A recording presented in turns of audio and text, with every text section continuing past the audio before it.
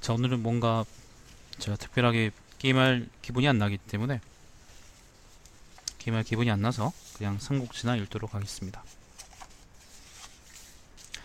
오늘은 임소두정 창전입니다. 임준, 소칙, 그 다음에 두기, 정혼, 창자 요렇게 다섯 사람의 이야기입니다. 위서입니다. 위서. 삼국지 위지. 에, 임소두정 창전입니다. 자, 첫 번째는 임준입니다. 임준. 자, 임준은 자가 백달이고 하남군 중모현 사람이다. 하남이 보자. 이 근처 될 텐데. 중모현 여기네요. 그죠? 지금 여기 보이시죠? 그죠? 아, 관도 바로 밑이 중모구나. 여기 사람이랍니다. 자, 한나라 말기에 소란스러워지자 관동 전역이 크게 동요했다. 관동이라는 건 여기 삼국관 동쪽을 의미하니까 여기 그냥 중원 정체를 의미한다. 그렇게 생각하시면 됩니다. 자, 중모현의 영, 양원이 수심에 차 두려워하다가 관직을 버리고 도망가려 하자 임주는 양원을 설득했다. 중모현을 다시 보죠. 여기죠. 동탁이 처음 동란을 일으켰을 때 천하 사람들 중에 곁눈질하며 분노를 나타내지 않는 자가 없었습니다. 그런데도 맨 앞에 서서 행동하는 자가 없었던 것은 그런 마음이 없었기 때문이 아니라 감히 대세를 거스르지 못했기 때문입니다. 태숙에서 만일 이에 대한 논의를 하지 먼저 제창하신다면 틀림없이 호응하는 자가 있을 것입니다. 양원이 물었다. 그 일을 하려면 어떻게 해야 합니까? 임준이 대답했다. 지금 관동에는 10여 개의 현이 있지만 병기를 다루는 자는 10,000명도 못됩니다. 만일 잠시 하남윤의 일을 대행하여 그들을 모두 이용한다면 성공하지 않을 수 없습니다. 하남윤이라는 거는요, 낙양 지역을 관할하는 그런 벼슬을 의미합니다. 아무튼 이 근처를 관할하는 그런 거라고 생각하면 됩니다. 자, 양원은 그의 계책에 따랐으며 임준을 하남군의 주부로 삼았다. 임준은 곧 양원을 위해 하남윤의 직무를 겸하고 싶다고 상주한 후 여러 현의 수비를 공고히 하고 마침내 군대를 출동시켰다. 때마침 조조가 관동에서 병사를 일으켜 중모현의 경계 안으로 들어왔으므로 사람들은 누구를 따라야 할지 몰랐다. 임준은 같은 군의 장분과 단독으로 의논한 후 조조에게 군을 바치고 귀의했다. 임준은 또 별도로 종족과 빈객, 가병 수백 명을 모아 조조를 따르기를 원했다. 조조는 매우 기뻐했고 임준을 기도의로 임명하도록 상주했으며 사촌 여동생을 임준의 아내로 주어 깊은 친애와 신뢰를 보여주었다. 조조가 정벌할 때마다 임준은 항상 남아서 성을 지키며 군수품을 공급해 주었다. 그 해에는 기근과 가뭄이 들어 잠깐만요. 기근과 가뭄이 들어서 있어서 군대에 식량이 부족했으므로 우림감인 영천의 조지가 둔전을 설치하고자 건의하니 조조는 임준을 전농 중랑장으로 임명하고 백성들을 허현 교회에서 둔전을 하게 해서 100만 섬의 곡식을 수확했으며 군과 국에 전관을 두었다. 전관이라는 것은 뭐 농사 관련 그런 거겠죠. 허현이 어디냐면은 개봉이고 허현이 어디지? 여기가 허현이네요. 여기가 허현일 겁니다. 네. 허창이라고 그래 부르는.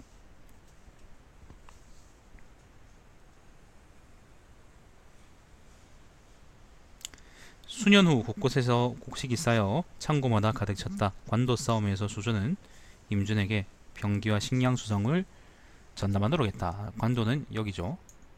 그러니까 이 근처에서 싸운 원소하고 조조가 한판한 그 전쟁입니다. 적군이 자주 공격해 식량 수송로를 끊었으므로 수레 1000대를 한 부대로 하여 10열로 나란히 나아가고 두 겹으로 된 진이 수레를 에워싸고 호위하니 적군은 감히 더 이상 접근하지 못했다. 군사와 국사의 물자가 풍부한 것은 조지가 둔전을 건의해 임준이 실현시킨 결과이다. 조조가 임준의 공적을 높이 사서 도정후로 임명하도록 상주하니 시급이 300호가 되었으며 장수교위로 전임되었다. 임준은 사람됨이 관대하고 헤아림이 있고 포용력이 있으며 사리에 밝았으므로 그가 의견을 펼때면 조조는 대부분 좋다고 생각했다. 임준은 기근을 만났을 때 친구가 남긴 외로운 아이를 거두어 어루만지며 기르고 어루만졌다고요? 빈궁한 집안 친척들을 위해서 안팎으로 분주하게 다니며 급하고 공공함을 해결해 주었으므로 신의가 널리 알려지게 되었다. 자, 건한 9년입니다. 임준이 세상을 떠나자 조조는 오랫동안 눈물을 흘렸다. 아들 임선이 자기를 이었다. 임선이 죽은 후 아들이 없었으므로 본국은 없어졌다. 조비가 공신을 기록할 때 임준에게 성후라는 시호를 주었다. 또 임준의 둘째 아들인 임람을 관내후로 삼았다. 여기까지가 임준 이야기입니다. 자, 그 다음은 소칙입니다. 소칙은 자가 문사이고 부풍군 무공현 사람이다. 부풍이 어디죠? 저쪽 어디, 여기 어디 아닌가요? 정확하게 내가 잘 모르겠네요. 여기가 장안이고, 그죠? 이 어디가 부풍이 싶은데? 잠깐만요. 부풍.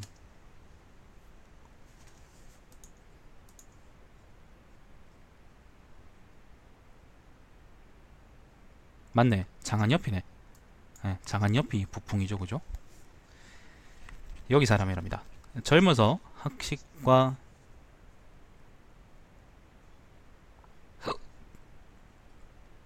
품행으로 이름이 났으며 효렴과 무죄로 천거되고 공부의 부름을 받았지만 어느 곳도 나가지 않았다. 후에 평민 신분에서 등용되어 주천 태수가 되었고 얼마 후 안정 태수 무도 태수로 전임되었는데 재직하는 곳마다 명성을 떨쳤다. 주천은 어디냐면은 여기 멀리가 주천입니다. 여기 멀리입니다. 실크로드의 초입부죠. 이 주천이고요. 안정, 무도, 이거는 안정은 여기 있는 곳이고 무도는 여기가 지금 한중이죠. 무도가 여기죠. 여기가 무도입니다. 그러니까 그 공양주에서 관중에서 이제 대체로 관리를 역임했던 사람이네요. 자, 조조가 장루를 정벌하러 갈 때 소칙이 다스리는 군을 지나다가 소칙을 만나보고 매우 좋아하게 되어 군의 선두에 세웠다. 소칙은 장루를 무찌르고 하변에 있는 저족들을 안정시켜 하석기를 개통시키고, 하사라는 것은 황하 서쪽을 의미합니다. 아울러 금성태수로 전임되었다. 일단 무도에 있는 그 저족이라는 건 하변도 여기거든요. 무도에 있는 저족들을 어루만졌다는 거는 그 조조하고 요비가 한중을 두고 싸울 때 그 중요한 역할을 했다는 거죠. 중요한 역할을 했다는 거고, 결국 조조는 이제 한중에서 요비한테 개박살나고 이제 장안으로 이제 도망갔어야 됐는데 아무튼 뭐 그 과정에서 공을 세웠다 뭐 그런 얘기가 짤막하게 나와 있습니다. 금성태수라 그랬는데 금성이라는 곳은 금성이라는 곳은 이 근처일 건데, 여기네요. 여기 금성이네요. 네. 금성 아무튼 이 근처겠죠, 그죠? 자, 당신은 동란이 있은 후였으므로 관리와 백성은 고향을 떠나 흩어지고 굶주림으로 고통스러워하며 인구는 감소했는데 소칙은 그들을 매우 성심성의껏 위로하고 돌보았다. 그는 밖으로는 강족과 호족을 불러들여 감싸주었으며 안으로는 소와 양을 얻어 빈궁한 자와 나이든 자를 봉양했다. 강족하고 호족이라는 것은 뭐 이쪽에 있는 유목민족들을 그러니까 다 이르는 말이겠죠, 그죠? 자, 심지어는 백성들과 식량을 나누어 먹기조차 했으므로 10달 사이에 유민들이 돌아온 것이 모두 수천 가구에 이르렀다. 그는 금령을 확고하게 만들어, 금령이라는 건 지켜야 되는 거, 어기면 좆되는 거. 위반하는 자가 있으면 즉시 처형하고 가르침에 따르는 자에게는 반드시 상을 주었다. 친히 백성들에게 경작법을 가르쳐 그의 인은 큰 수확을 거두었다 드렸다. 이런 까닭에 나날이 그에게 돌아와 의탁하는 요민이 많아졌다. 이월이 농서를 근거로 도 삼아서 모반하자 소측은 강족과 호족을 인솔해 이월을 포위했다. 이월은 곧 항복하기를 원했다.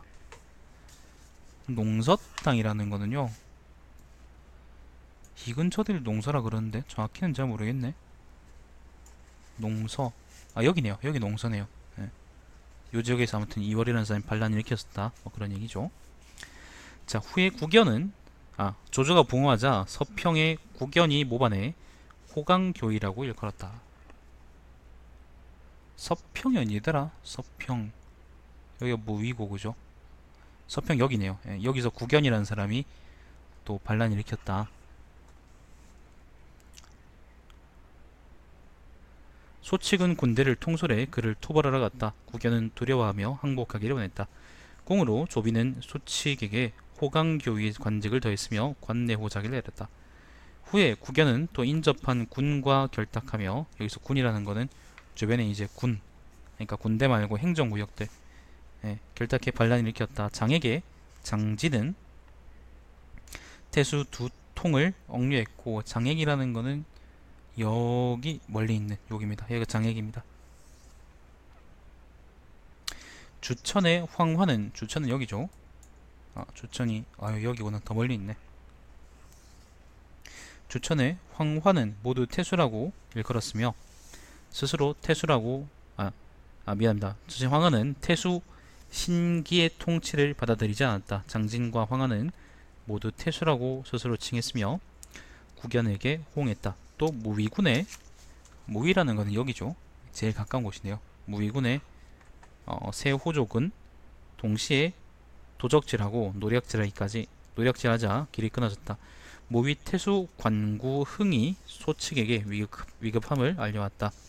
그때 옹주와 양주의 여러 호족들이 모두 강족과 호족들을 체포하고, 요때 옹양주는 전부 다 요 관종 땅하고 관종 서쪽에 이제 요 실크로드를 얘기하는 거예요. 자, 광족과 호족들을 체포하고 달려가 장진 등을 따랐으므로 금성군의 백성들은 모두 또 장진에게 대적하는 것이 불가능하다고 생각했다. 또 장군 학소와 위평은, 여러분 그 학소는 여러분이 아는 그 학소입니다. 수비자라는 그 사람이죠. 학소와 위평은 이보다 앞서 금성에 주둔해 수비하고 있었지만 또한 조서를 받았으므로 서쪽으로 건너갈 수 없었다. 그러니까 황하, 지금 요게 황하거든요. 요게 황하인데요. 황하 이제 상류 지방인데, 요 황하 서쪽 지방들이 전부 다 반란을 일으켰다 라고 생각하시면 됩니다. 앞에 이제 우리가 다른 열전 읽을 때도 나왔었죠. 그죠? 장기 이야기였나? 아무튼 그때도 얘기 나왔었는데 또 나오네요. 자, 그래서 소측은 군중에 그러니까 그 군이라는 거는 군대 말고 행정구역 군 중에 대리라는 거는 고위 관리입니다. 큰 관리, 학소 등을 만나고 강족의 우두머리들과 상의하며 말했다. 지금 적군은 비록 강성하지만 모두 최근에 모인 지 얼마 안 되므로 협박당에 따르는 자도 있을 것이고 반드시 한마음이지도 않을 것입니다. 우리가 그들 사이에 틈을 노려 공격한다면 그들 중에서 착한 사람과 사악한 사람은 반드시 나뉠 것이고, 떨어져 나온 사람들이 우리 군대로 들어온다면 우리는 수가 늘 것이며 그들은 손실을 입을 것입니다. 이처럼 우리 군대는 숫자가 증가하는 실리를 얻고 용기는 배로 증가하는 형세를 얻게 됩니다. 이러한 군대를 이끌고 나가 그들을 토벌해 격파하는 것은 필연적입니다. 만일 대군이 도착하기를 기다린다면 오랜 시일을 소비하는 지구전이 될 것이고, 착한 사람들은 귀순할 곳이 없어 반드시 악한 새끼들과 협력하게 될 것입니다. 착한 사람들과 악한 새끼들이 이미 결합하고 난 뒤에, 물론 원문은 악한 사람입니다. 난 뒤에 양쪽을 급히 떼어놓는 것은 형편상 곤란합니다. 지금 비록 조서에 의한 명령이 있지만 그것을 거스르고 시기적절하게 방책을 강구하는 것은 단독으로 결정할 수 있는 것입니다. 근데 난 좀 궁금하네요. 도대체 그 양주 전체가, 하서지방 정체가 그러니까 사실 반란을 일으킨 거나 마찬가지인데, 그때 도대체 총나라는 뭐라고 있었나? 왜 군사행동을 하지 않았는가 좀 궁금하네요. 정보력이 없었나? 자, 따라서 학소등은 소치기 견해를 따라서 즉시 군대를 출동해 무위군을 구하고, 무위를 구하고 호족을 항복시켰으며 관구 흥과 더불어 장해군에 있는 장진을 공격했다. 장해군은 여기죠. 자, 계속 서쪽으로 합니다. 여기죠. 구견은 이 소식을 듣고 보병과 기병 3,000명을 이끌고 소칙을 맞이했다. 말로는 군을 도우려왔다고 했지만 사실은 반란을 일으키는 속셈이었다. 소칙이 구견을 유인해 만나자고 한 후 기회를 틈타 그를 죽이고 밖으로 나가 이 소식을 그의 군대에게 알리니 모두 흩어져 달아났다. 소칙이 여러 군사들과 함께 장해군을 포위해 쳐부수고 장진과 그의 남은 무리들을 참수하자 무리들은 모두 항복했다. 후견의 군대가 패하자 황화는 두려워 떨며 그가 잡아두었던 사람들을 풀어주고 항복하기를 원했다. 결국 하선은 평정되었고 소칙은 금성으로 돌아왔다. 조정에서는 그를 도정으로 봉하고 시급 300호를 하사했다. 자, 여기 서쪽에서의 반란이 전부 다 정리됐습니다. 소칙을 중앙으로 불러 시중으로 임명하니 동소와 동료가 되었다. 일찍이 동소가 소칙의 무릎을 베고 자려고 하자 좀 야하네요. 소칙은 그를 밀어내며 말했다. 나 소칙의 무릎은 아첨하는 사람의 베개가 아니오. 그렇죠. 사랑하는 남자의 베개겠죠. 자, 이전에 소칙과 임치우 조식은 위나라가 한나라를 대신하려고 한다는 것을 듣고 모두 상복을 꺼내고 슬퍼하며 소리내어 울었다. 조비는 조식이 그렇게 한 것은 들었지만 소칙 또한 이와 같이 했는지는 듣지 못했다. 낙양에 머무르고 있을 때 조비가 여러 신하들에게 조용히 말했다. 위나라가 한나라를 대신한다는 것은 한나라가 멸망하고 이제 위나라가 제국이 된다는 의미죠. 위나라가 천자가 된다는 말이죠. 그죠? 자, 낙양에 머무르고 있을 때 조비가 여러 신하들에게 조용히 말했다. 나는 하늘의 명예에 응하여 황제가 되었는데 이 일을 듣고 큰 소리로 우는 자가 있다고 들었으니 무슨 까닭입니까? 조식한테 한 말인데 소칙은 자신에게 물었다고 생각하며 수염을 고추 세우고 그렇군요. 대답하려고 했다. 이때 시중 부손이 황망히 제지하며 말했다. 너를 말한 것이 아닙니다. 그래서 소칙은 대답하려던 것을 즉시 멈추었다. 조비는 소칙에게 물었다. 이전에 주천과 장액을 쳐부순 이후로 서역에서 사자를 보내 직경이 1촌이나 되는 큰 진주를 마쳤는데 다시 교육하면 이익을 구할 수 있지 않겠습니까? 소칙이 대답했다. 만일 폐하께서 네가 교화로 중원을 다스리고 덕을 사막까지 퍼지게 하신다면 이익을 구하지 않아도 자연스럽게 차지할 것입니다. 구하여 얻는다면 징귀하다고 할 수 없습니다.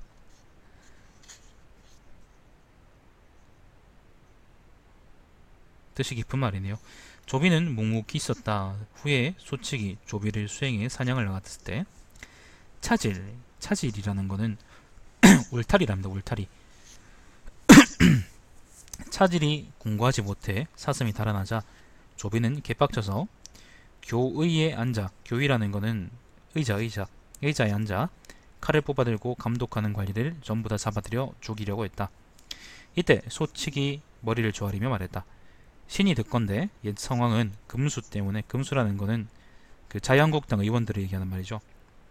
금수 때문에 사람을 해치지 않았습니다. 지금 폐하께서는 당뇨의 교화를 융성하게 하려고 하신다면서 오히려 사냥놀이를 하며 이처럼 많은 관리들을 죽이려고 하시니 우둔한 신하로서는 생각조차 할 수 없는 일입니다.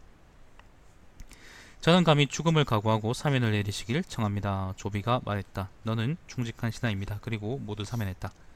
그러나 이 일로 인해 조비는 소칙을 꺼리게 되었다. 황초 4년입니다. 소칙은 동평국의 상으로 좌천되었다. 동평이 어디일까요? 여기 어딘데? 산동이었나? 동평. 하도씨 뭐가 많으니까 이게 어딘지 모르겠다. 아무튼 이 근처지 싶은데. 잠깐만요. 동평.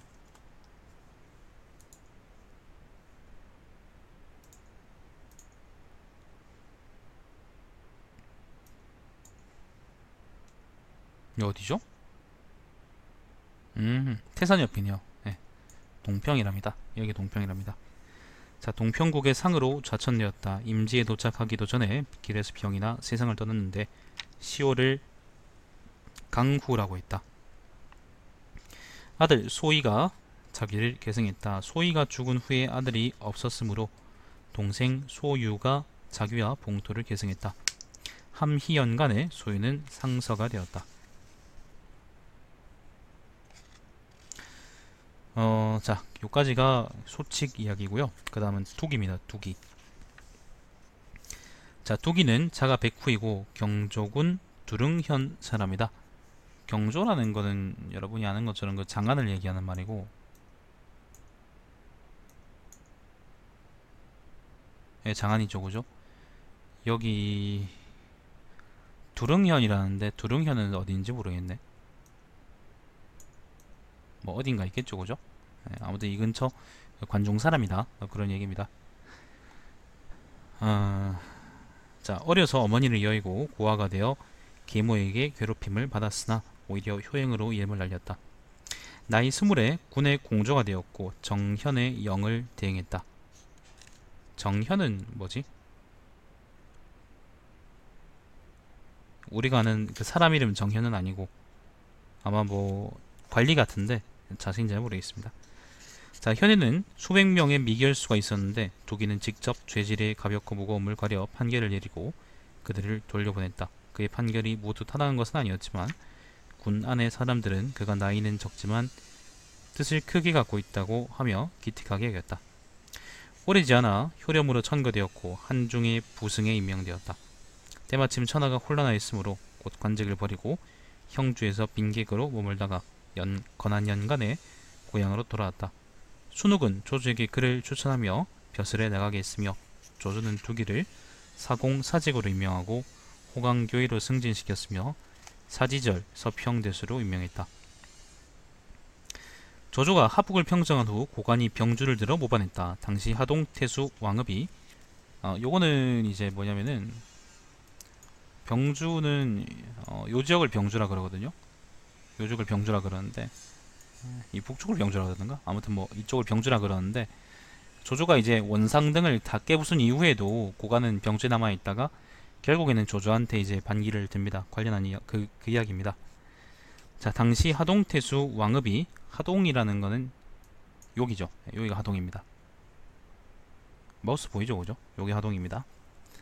자, 하동태수 왕읍이 조정의 부름을 받았는데 하동 사람 위고와 범선이 겉으로는 왕읍이 유임되기를 요청한다는 명목을 세우고 속으로는 은밀히 고관과 내통하며 반역을 모의했다. 조조는 순욱에게 말했다. 관서의 여러 장수들은 험준한 형세와 많은 말에 의지하고 있으니 내가 정벌한다면 반드시 반란을 일으킬 것입니다. 장성은 사람 이름입니다. 사람 이름. 효산과 면지 일대를 노략질하며 뭐 정확히는 잘 모르겠습니다만 아마 이 근처이겠죠, 그죠? 네, 우리가 이런 거 다 어떻게 알겠습니까? 아무튼 이 근처일 겁니다. 네. 효산과 면지 일대를 노략질하며 남방에 유표와 내통하고 있고 유표는 여기 있는 개죠.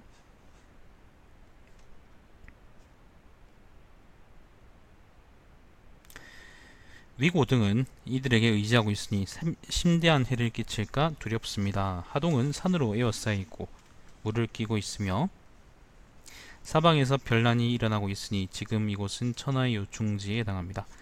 그대는 나를 위해 소하와 구순 같은 현명한 신하를 천거해 이곳을 지켜도록 하십시오.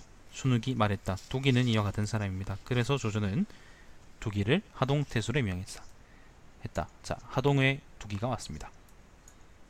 여기가 하동입니다. 지금 보면 강하고 산으로 둘러싸여 있죠, 그죠? 미나씨 안녕? 여중생 그거 애 팬거 그거. 그래서 조조는 독일 하동태수를 임명했다. 위고 등이 이 소식을 듣고 병사 수천을 보내 섬진을 끊어 놓았으므로 독일은 섬진에 이르러 황하를 건널 수가 없었다. 모르겠다. 뭐 저 근처에 있겠죠. 황하를 건너는 그런 나루겠죠, 그죠? 조조는 하우돈을 파견해 위고를 토벌하도록 했으나 하우돈의 부대는 아직 도착하지 못했다. 어떤 사람이 두기에게 말했다. 반드시 많은 군대가 도착하기를 기다려야 마땅합니다. 두기가 말했다. 하동에는 3만 호가 있는데 그들은 모두 변란이 일어날 것이라고 생각하고 있지 않고 있다. 지금 대군이 급히 도착해 핍박한다면 착한 일을 하려는 사람들도 주인이 없으므로 반드시 두려워하며 위고에게 귀를 기울일 것입니다.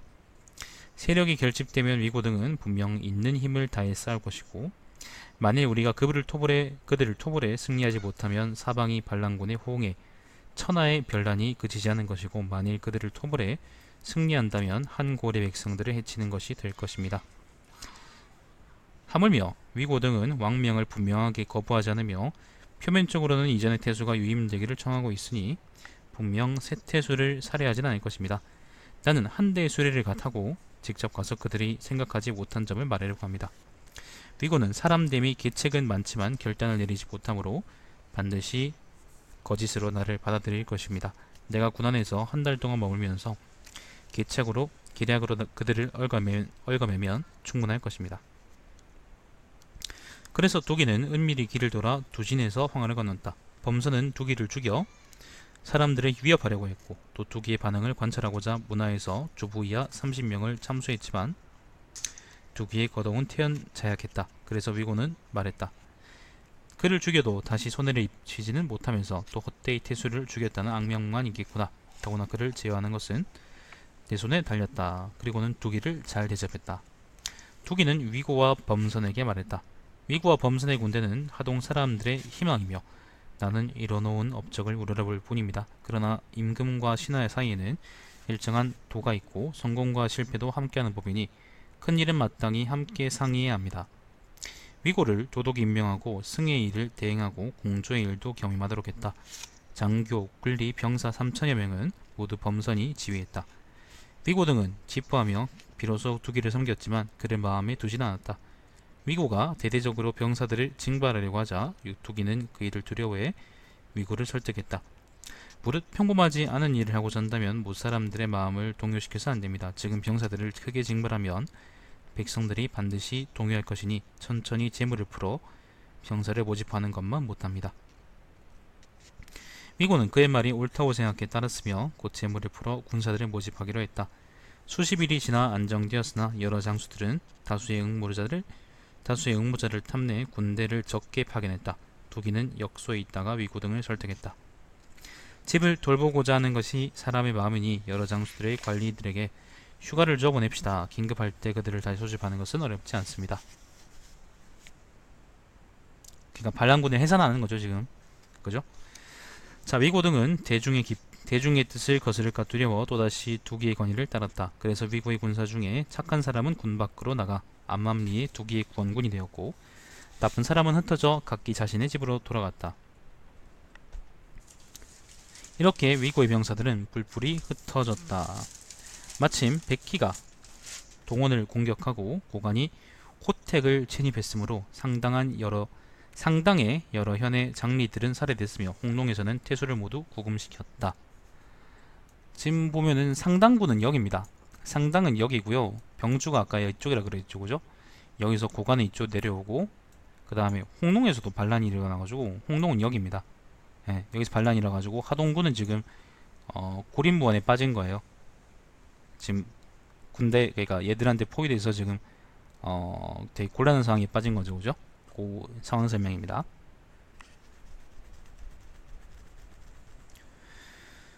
자, 이에 위고 등이 비밀리에 병사를 모집했으나 도착하지 않았다. 두기는 각 현이 모두 자기에게 귀의한다는 것을 알았으므로 군의 성을 나와 수십 명의 기병만을 인솔하고 경관성벽으로 달려가서 굳게 지켰다. 하동의 관리와 백성들은 대부분 성을 들어 두기를 구원했다.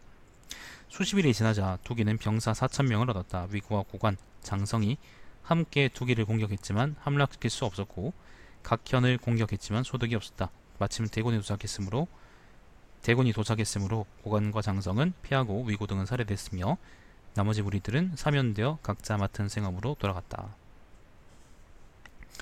그러니까 병주에서 반란군이 일어나서 이제 와가지고 현지 반란군하고 하동을 공격하려고 했는데, 거기 이제 그 짱박혀있던 두기가 이제 현지 반란군을 와해시키고, 그리고 각 지역을 잘 지켜가지고 하동군이 적에 떨어지지 않았기 때문에 중앙에서의 어떤 구원군이 와서 반란군을 제압할 수 있었다라는 얘기입니다.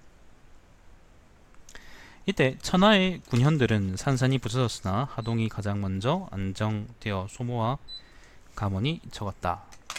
잠깐만요, 여러분. 아!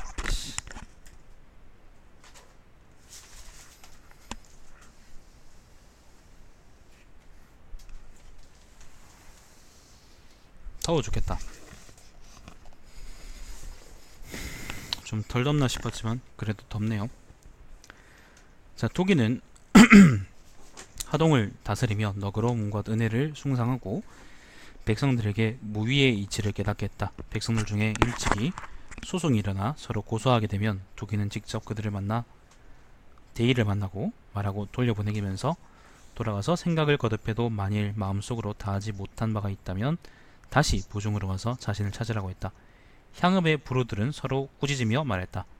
태수가 이와 같은데 무엇 때문에 그분 가르침을 따르지 않느냐. 이후로 군에서 송사를 일으키는 경우가 적었다. 독일은 그러니까 요즘처럼 그 뭐예요, 햄버거 길이가 30cm인데 29cm니까 고수하고 막 그런 게 없어졌다는 겁니다. 예. 자, 이후로 군에서 송사를 일으키는 경우가 적었다. 독일은 항상 등급이 낮은 속현에 명령을 내려 효도하는 아들 정절을 지키는 부인 조부모를 잘 섬기는 손자를 추천하도록 해 그들의 부역을 면해주고 수시로 그들을 위로하고 격려했다. 그는 백성들이 기르는 가축을 점차 조사해 통계를 냈는데 위로는 암소와 말, 아래로는 닭과 개, 그리고 크고 작은 돼지 이르기까지 모두 규정이 있었다. 백성들이 농업에 힘써 집집마다 풍년이 늘자 독일은 또 말했다. 백성이 부유하니 교육을 시키지 않을 수 없습니다. 그래서 겨울에는 모기를 닫고 무예를 강의하고 또 학교를 열어서 자신이 경서를 가르쳤다. 군의 백성들은 그의 가르침에 교화되었다. 한수와 마초가 모반했다. 홍동과 풍익 두 군에서는 대부분 현이나 업을 바치고 그들에게 호응했다. 그러나 하동은 적과 인접하고 있었는데도 백성들의 다른 마음을 품지 않았다. 한수와 마초의 모반은 여러분이 아는 것처럼 조조가 한중으로 들어가려고 하니까 여기 있던 군벌들이, 그러니까 마초, 한수 등등, 정은 뭐 이런 등등의 이제 김정은 그런 등등의 군벌들이 이제 시발 우리를 조지러 오는 거 아닐까? 우리를 조지러 오는 게 아닐까? 라면서 깜놀해서 조조를 공격해서 장안을 잡아먹고 그리고 중원으로 들어오려는 사건을 얘기하는 거죠.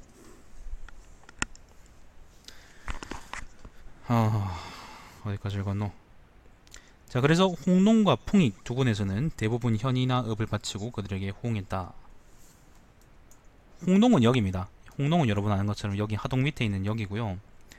풍익은 어디더라? 여기, 장안 옆에 있는 곳이네요. 여기가 풍익입니다.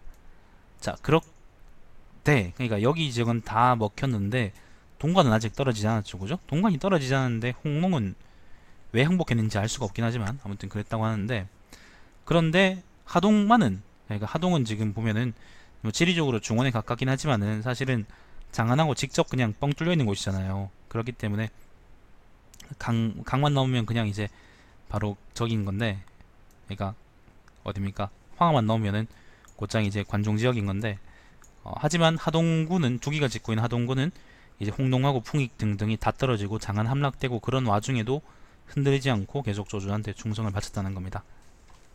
잘 다스렸다는 거죠, 그러니까. 자, 조조는 서쪽을 징벌하고 포판까지 와서 적군과 위수를 끼고 진을 쳤지만, 그러니까 여기 동관에서 이제 싸운다는 말입니다. 요 근처에서 이제 그러니까 진을 쳤지만, 군량민은 모두 하동이 있었다. 적이 격파되었을 때 남은 것이 20여만원 섬이나 되었다. 조조가 영을 내렸다. 하동 태수 두기는 공자가 우여 나는 그와 허물을 탓할 것이 없구나 라고 말한 것에 해당하니 그에게 중2천석으로 복록을 올려주라. 요거는 그 논어에 나오는 말인데, 근데 어떤 맥락에서 나오는지는 내가 기억이 잘 안 나네요. 요 말만 가지고는 잘 이제 와닿지가 않네. 자, 조조가 한중을 정발할 때 5,000명을 파견해 운송토록 하자 운반하는 자들은 자발적으로 노력하며 말했다. 인간의 삶에는 한 번 죽음이 있으니 우리는 부군의 기대를 저버릴 수 없다. 끝까지 한 사람도 도망가지 않았다. 그가 인심을 얻음이 이와 같았다. 위나라가 세워지자 두기를 상서로 임명했다. 나라를 세우는 일이 순조롭게 되자 또 영을 내렸다. 옛날 소하는 관중을 안정시키고 구수는 한해를 평정했는데 경에게는 그와 같은 공적이 있으니 나번의 직책을 내리고자 한다. 그러나 하동은 우리의 팔다리가 되는 구림으로 충실한 지역으로 천하를 제압하기에 충분하기 때문에 경을 수고롭게 하여 그곳을 지키려고 한다. 자, 두기는 하동에서 16년간 재직했고 천하제일의 지적을 쌓았다. 조비가 왕위에 오르자 두기에게 관내 후에 자기를 하사했고 중앙으로 불러 상서로 삼았다. 조비가 황제의 자리에 오르자 풍락정후로 승진했고 백호의 영지를 하사받았으며 사례교위의 직책을 대행했다. 오나라를 정벌할 때 조비는 두기를 상서보기하에 임명해 남아 지키면서 여러가지 일을 총괄하도록 했다. 그 후 조비가 허창으로 행사했을 때에도 두기는 남아서 지켰다. 두기는 조서를 받아 천자가 탈배를 만들어 도하에서 시험삼아 운전하였는데 바람이 불어 침몰하며 죽었다. 결국 시발이 조비가 죽인 거네 이거. 이 일로 조비는 눈물을 흘리면서 돛을 내렸다. 옛날에 명은 영 사람 이름입니다. 자신의 직무에 힘쓰다가 물에 빠져 죽었으며 후직은 모든 곡식을 씨 뿌리다가 산속에서 죽었다. 이미 고인이 된 상서보기와 두기는 맹진에서 어선을 시험삼아 운전하다가 전복되어 빠져 죽었으니 충성이 지극한 것이다. 짐은 매우 가슴이 아프다. 절대 지가 잘못했다는 얘기는 안 해요. 맹진은 어디냐면은 낙양 근처 네스토님 안녕하세요. 낙양 근처에 나루인데 정확히는 어딘지 잘 모르겠네. 여긴가? 아, 여기가 맹진이네요. 네, 맹진. 낙양 근처의 그 황하 길입니다. 지금 여기 보이는 거하고는 다른 거는 시간이 지나면서 물줄기가 바뀌었기 때문일 겁니다. 여기 파랗게 표시한 게 옛날에 물줄기예요. 자, 그렇습니다. 조비는 두기를 태복으로 추증했으며 시우를 대후라고 했다. 아들 두서가 자위를 계승했다. 두서는 자가 모백이고 태와 연간의 산기 황문 실랑이 되었다. 두서는 성실함을 받들고 질박하며 거짓으로 꾸미지 않았기에 젊어서는 명성과 명예를 얻지 못했다. 조정의 관리가 되었어도 봉당을 맺어 지원을 받으려 하지 않고 오로지 한마음으로 공적인 일만을 바라보았다. 매번 정사에서 마땅한 것과 마땅하지 않은 것을 만날 때마다 항상 나라의 법을 끌어다가 바른 논의를 하였으므로 시중 신비 등이 특별히 그를 중시했다. 당시 공경 이하의 관료들이 정치의 이익과 손실에 대해서 활발하게 의논했는데 두서가 이렇게 말했다. 옛날에 자사는 공자의 손자죠. 자, 6개 조항을 받들어 펼쳤고 맑고 고요함을 명예로 삼았으며 당당한 풍부로 알려졌습니다. 오늘날의 자사들에게는 미안합니다. 여기서 자사라는 거는 그 공자의 손자를 얘기하는 게 아니라 옛날에 이제 주자사들, 그러니까 관리들을 얘기하는 겁니다. 한나라 초기의 관리들이겠죠. 그지 양파야? 자, 오늘날의 자사들에게는 군대를 거느리지 못하게 해서 민정의 마음을 쏟도록 해야 합니다. 왜냐하면 후한 때 그 자사들이 군대를 건드리면서 나라가 개쪽났으니까요. 자, 오래지 않아 진북 장군 여소가 또 기주를 이끌게 되자 두서는 즉시 상소를 올려 말했다. 그러니까 황제의 도는 백성을 안정시키는 것보다 더 나은 것이 없으며 백성을 안정시키는 방법은 재물을 풍요롭게 하는데 달려 있습니다. 그지 양파야? 재물을 풍요롭게 한다는 것은 근본이 되는 농업에 힘쓰고 아껴서 쓴다는 것입니다. 지금 기주라는 건 여기입니다. 여기 이 지역을 우리가 기주라고 하죠.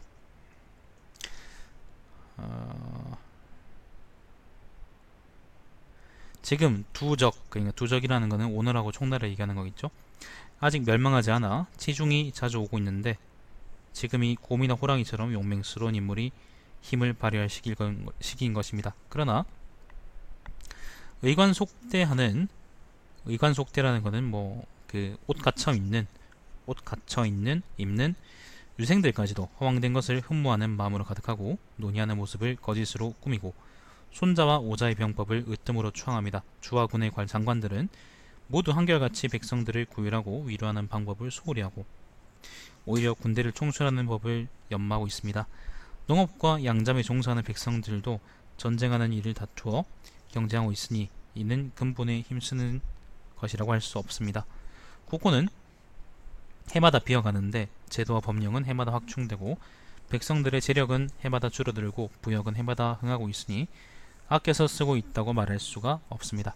지금 위대한 위나라는 비록 열주의 땅을 점유하고 있지만 계속된 동란으로 피폐되어 이 열주의 호구수를 세다 보면 지난날 한 주의 백성 수만도 못합니다. 요게 여기서 나오는 말이네요. 그러니까 위나라가 이제 10개 주를 갖고 있는데 그게 옛날에 이제 한 나라의 한 주 인구만도 못하다 라는 말이 어디서 나왔나 싶었는데 난 여기서 나온 말이었구나.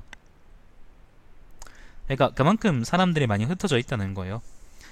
그 많은 사람들이 다 죽은 게 아니고 그 전란 때문에 이제 이리저리 흩어지면서 그 인구를 파악하기 힘들어졌다는 거죠. 서진시대 이후에 이제 56국이 내려오면은 지금 그것도 이제 진짜로 사람들이 많이 죽게 되긴 하는데 아무튼 그거는 나중의 일이고, 자 뭐 그렇습니다. 자 그러나 두 방면에서는 분수를 모르고 감히 반역을 꾀하고 오나라고 총나라죠. 북방의 선비족은 아직 복종하지 않았으니 이 세 곳의 국경지대는 전란이 일어나 어려움을 만나게 되어 하늘 전체를 에워쌀 듯합니다. 때문에 현재 한 개주의 백성으로 9주의 지역을 경영하는 것은 9주라는 것은 9주를 의미하는 건데 중국 전체요. 중국을 가리키는 어떤 관용어입니다. 관용어. 9주의 지역을 경영하는 것은 곤란함이 피곤하고 쇠약한 늙은 말을 채찍질하여 길을 가게 하는 것에 비유할 수 있습니다. 이래서야 어찌 말의 기력을 사랑하고 아끼는데 유의했다고 할 수 있습니까? 무황제 절약과 조주조, 검소함으로 관청의 창고는 충실해졌지만 오히려 10주의 병사들을 주둔시킬 수 없었고 군 또한 20개나 됩니다. 지금 형주, 양주, 청주, 서주, 유주, 병주, 옹주, 양주 등 국경과 인접해 있는 각 주는 모두 군대를 거느리고 있지만 안으로 국고를 충실히 하고 밖으로는 사의를 제압하려고 믿을 만한 곳은 오직 연주, 예주, 서주, 기주뿐입니다. 이전에 주와 군이 병사를 관리하기 하자 오로지 전공을 세우는 데만 마음을 쓰고 민정에는 힘쓰지 않았기 때문에 신은 지휘관을 별도로 두어 병사를 다스리는 일을 다하도록 해야만 한다고 건의했습니다. 그러나 폐하께서는 여수를 특별하게 사랑하시어 다시 기주의 민정과 군사업무를 맡기셨습니다. 기주는 호구가 가장 많고 밭도 대부분 개간되었으며 또 뽕나무와 대추나무가 풍부하므로 국가가 세금을 징수할 수 있는 곳이니 여수에게 또 군사일을 맡기신 것은 진실로 마땅하지 못합니다. 만일 북방을 진압해 지켜야 한다고 생각한다면 당연히 겸임대장을 두어 그곳을 진압하고 안정시켜야 합니다. 관리를 배치하는 비용을 계산해 봐도 겸임하는 관리와 차이가 없습니다. 반면에 재능면에서 논하면 여수와 같은 사람은 비교적 쉽게 찾을 수 있습니다. 만일 조정에 진실로 인재가 부족하다면 문무의 재능을 겸비한 자들도 세력이 유독 많을 수는 없을 것입니다. 이로부터 헤아려 본다면 국가는 인물에 의거해 관직을 선발하지 관직을 위해 인물을 선발하진 않는다는 것을 알게 됩니다. 관직에 따라 그 인물을 얻는다면 정사는 공평해지고 소송은 다스려질 것입니다. 정사가 공평해지기 때문에 백성들은 부유하고 윤택해지는 것이고 소송이 다스려지기 때문에 감옥이 텅 비는 것입니다. 폐하께서 제위에 오르셨을 무렵 천하에서 죄를 지어 재판을 받은 자가 백수십 명이었는데 해마다 증가해 금년에는 500명이나 되었습니다. 백성은 증가하지 않고 법률도 엄해지지 않았습니다. 이로부터 추측하면 정치의 교화가 점점 닳아 없어지고 있다는 결과가 아니겠습니까? 없어지는 것이 아니라 주와 군의 목사와 태수가 적절하게 임용되지 못한 명백한 결과가 아니겠습니까? 지난해 박갈단소가 죽었는데 전국을 통틀어 보면 10분의 2가 손해를 입었습니다. 보리는 반도 수확하지 못했고 가을에 심는 씨앗은 뿌리지도 못했습니다. 만일 두 적이 활을 돌아보지 않고 병사를 내어 우리를 침범한다면 우리가 말을 달려 꿀을 보내고 수레로 좁쌀을 운반하려 해도 천리나 떨어져 있어 운반할 수 없을 것입니다. 이 방면의 계략을 살펴보면 어찌 병사를 강하게 하는 데에만 있겠습니까? 무용이 있는 병사와 강한 병졸이 많으면 많을수록 나라는 병이 될 것입니다. 무릇 천하는 인간의 몸과 같아서 인간은 내장이 충실해야 비록 사제가 병들더라도 끝내 중대한 병이 없게 됩니다. 지금 연주, 예주, 서주, 기주 또한 천하의 내장인 것입니다.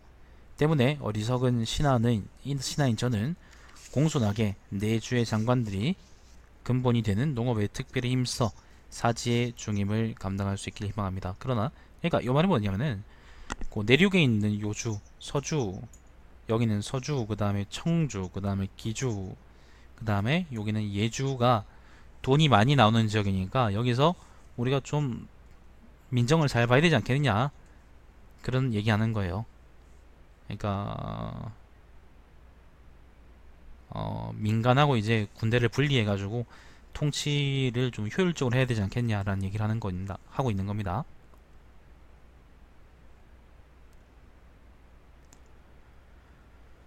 자, 그러나 고립된 의견은 유지하기 어렵고 바라는 일을 범하면 이루기 어려우며 많은 사람들의 원망하는 말을 받아들이기 어렵고 옳은 것과 그른 것을 구분하기 어렵기 때문에 신의 건의는 수년 동안 현명한 군주의 살핌을 받지 못했습니다. 무릇 이러한 건의를 하는 사람들은 대부분 폐하께 소홀히 여겨지거나 낮은 신분 출신입니다. 소홀히 여겨지고 낮은 신분 사람의 말은 사실상 받아들여지기 쉽지 않습니다. 설령 좋은 계책이 반드시 친해야 하는 고귀한 사람에게서 나왔다고 할지라도 친애하고 고귀한 사람들도 당연히 위에 네 가지 곤란함을 범하면서 충성과 은혜를 구하기는 어려운 것입니다. 이는 고대부터 현대에 이르기까지 항상 근심하는 것입니다.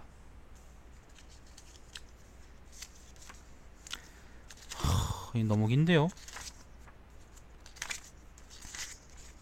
야, 이씨, 진짜 긴데? 투기 아들내미 이야기만 지금 10장이 넘게 남았는데 지금 제가 목이 좀 심하게 아프거든요?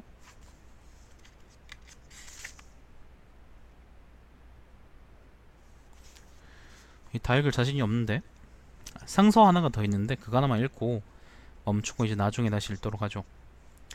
자, 당시에 또 관리들의 공적 평가 제도를 정하여 중앙과 지방의 여러 관리들의 평가자는 논의가 대대적으로 일어났다. 우리도 최근에 있었잖아요. 공무원 평가제였나? 교원 평가제도 있었고.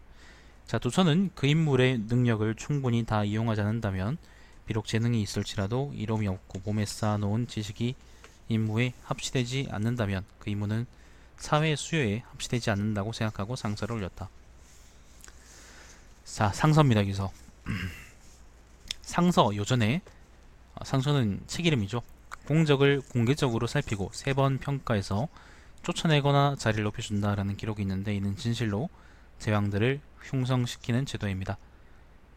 그것은 능력 있는 사람으로 하여금 그에 마땅한 관직을 담당하게 하고 공적이 있는 사람으로 하여금 그에 마땅한 복록을 받도록 하는 것입니다.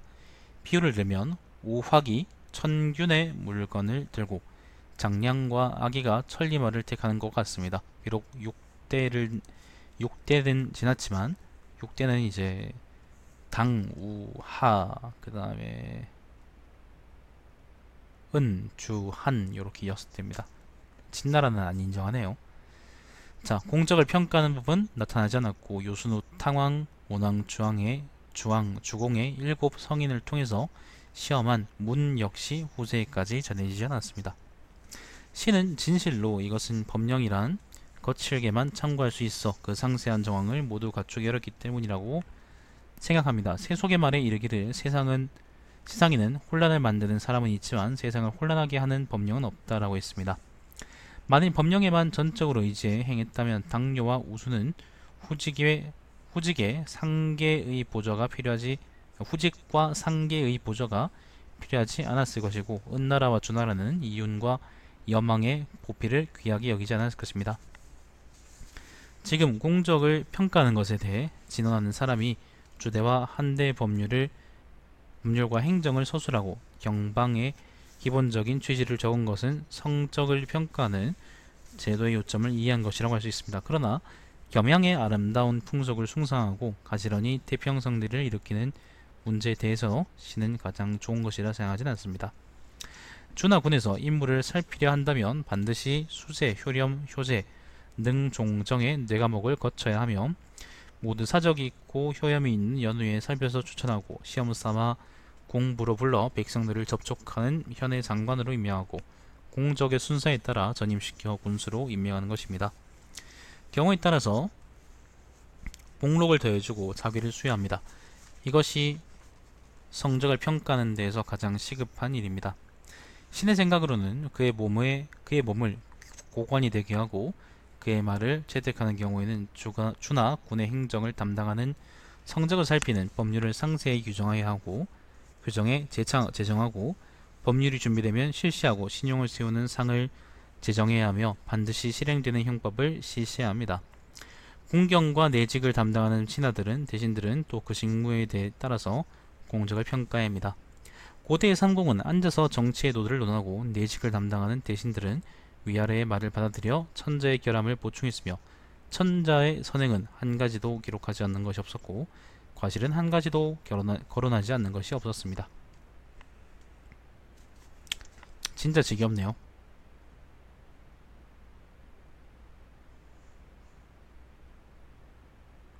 하물며 천하는 지극히 크고 국가의 정사는 지극히 많으니 실제로 한 사람의 광명만으로 두루 비출 수는 없습니다. 때문에 군주가 맨꼭대기의 머리가 되고 신하는 팔다리가 되어 함께 한 몸이 되어 서로 도와 완성하는 것입니다. 때문에 옛사람은 조정의 전당의 제목은 한 나무의 가지만으로는 세울 수 없고 제왕의 대업 또한 한 명의 모사에게서 나온 계략에만 의지할 수는 없다고 했습니다. 이로부터 말하면 대신들이 자기 자리만을 지키고 공적을 평가하는 조문에만 밝은 상황에서 어찌 천하를 평안하게 다스릴 수 있겠습니까? 더구나 보통 백성들의 사김에도 신의를 힘써 지켜서 물과 불을 밟는 곤란함을 당하지 않고 또 자신을 이해하는 우정에 감격해 간담을 나눈다는 거는 그러니까 신의를 나눈다는 말이에요. 간담이라는 게 간하고 슬개를 얘기하는 거거든요. 자, 명성을 위해 목숨을 던지는 절개와 의리를 내세운 자가 있습니다.